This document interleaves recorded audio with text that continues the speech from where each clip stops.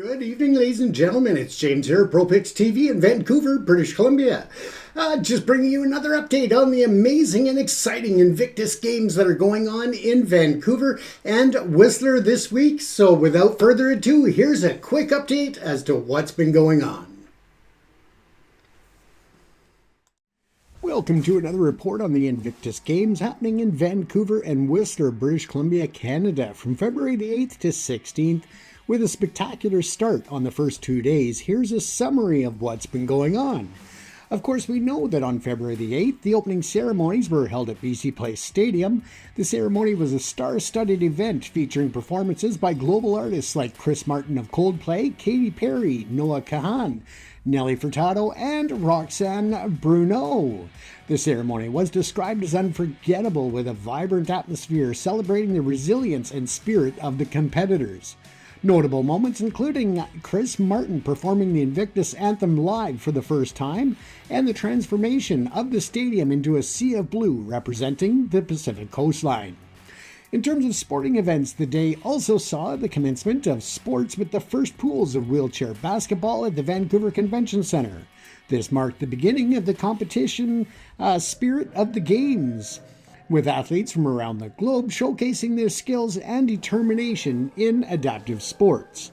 The cultural elements are something to also take note of, and the event was held on the traditional territories of several Indigenous nations, with cultural acknowledgements and performance reflecting the commitment to Canada's Truth and Reconciliation Commission calls to action.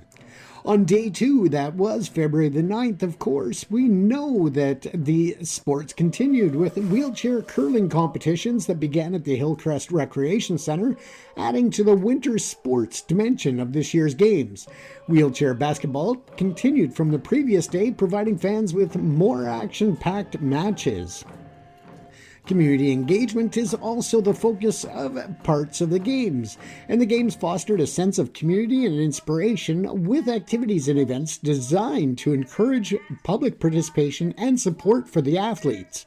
Attendees and volunteers shared sentiments of unity, inspiration, highlighting the unique atmosphere of the games. The media and public reaction was shared a lot on social media, particularly with the official Invictus Games account on X, described day 1 as epic, underscoring the high-energy competition and the Invictus spirit that was evident from the onset. The summary reflects a blend of sports, entertainment, cultural respect, and community involvement that characterizes the Invictus Games, focusing on recovery, rehabilitation, and honoring those who have served their countries. Prince Harry and Meghan Markle visited the Squamish Indigenous Cultural Centre as a part of their activities related to the 2025 Invictus Games. Some of the key points for their visit was, of course, the main purpose of the visit was part of the couple's engagement with the cultural heritage of the region, especially significant as the games were held in partnership with the First Nations communities, specifically the Squamish Nation. The visit was described as righting a wrong from the past, highlighting a moment of reconciliation and cultural acknowledgement. During the visit, Harry and Meghan participated in several cultural activities. They toured the language nest, and I apologize, there is another name for that in the Squamish Nation language. However, I am not going to try to pronounce it and dishonor it. Where they met families dedicated to raising children fluent in the Squamish language. The programming included songs, sign language, and other cultural practices showcasing the community's efforts in preserving their heritage. The visit was not only about cultural immersion, but also about acknowledging the historical significance of Indigenous communities in the context of the Invictus Games. The game's logo was created in collaboration with artists from the 4 host First Nations, symbolizing unity and the inclusion of Indigenous perspectives. Wilson Williams, a spokesperson for the Squamish Nation, described the visit as a special moment that broke barriers and cleared a path for Indigenous people in the context of the Games. The visit was seen as an act of reconciliation, emphasizing healing, unity, and community support. The media and social media coverage The event garnered much attention on platforms like X, with users sharing updates and sentiments about the significance of the visit, emphasizing the cultural exchange and couples' engagement with the community. The visit underscores the broader theme of the 2025 Invictus Games to engage with and honor the cultural heritage of the host nations, promoting healing and reconciliation.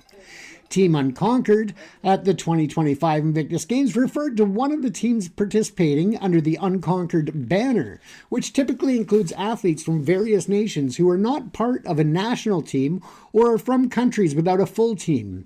And what we know about their performance on day one was that they performed well in the wheelchair basketball.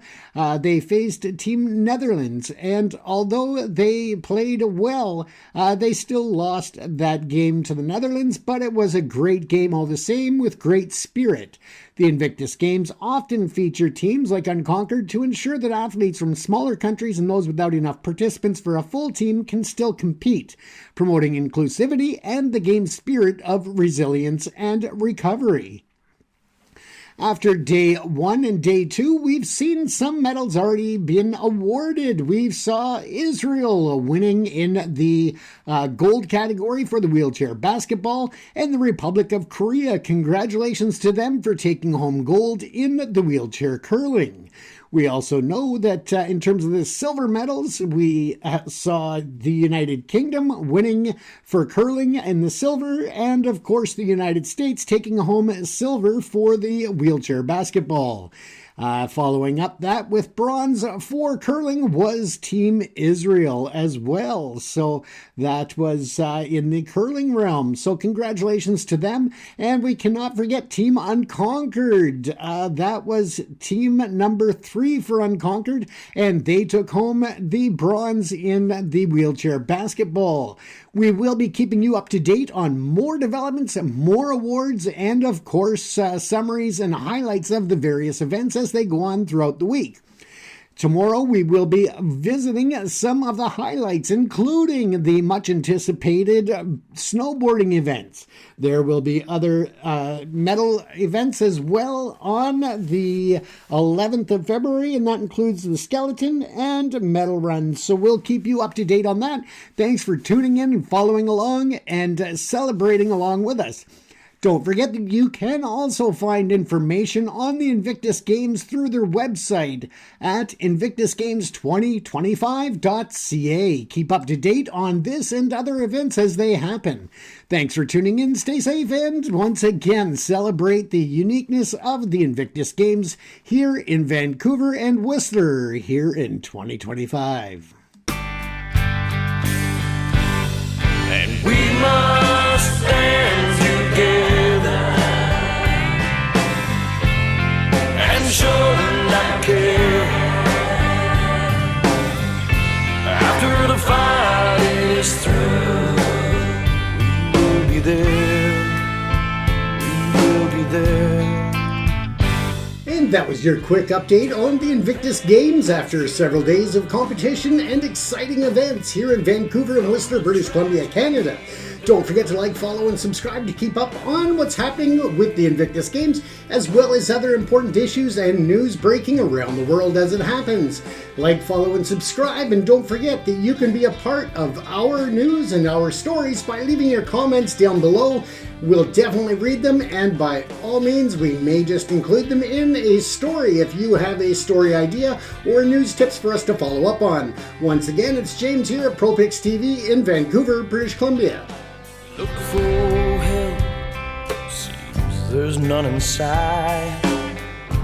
Someone must know this isn't right.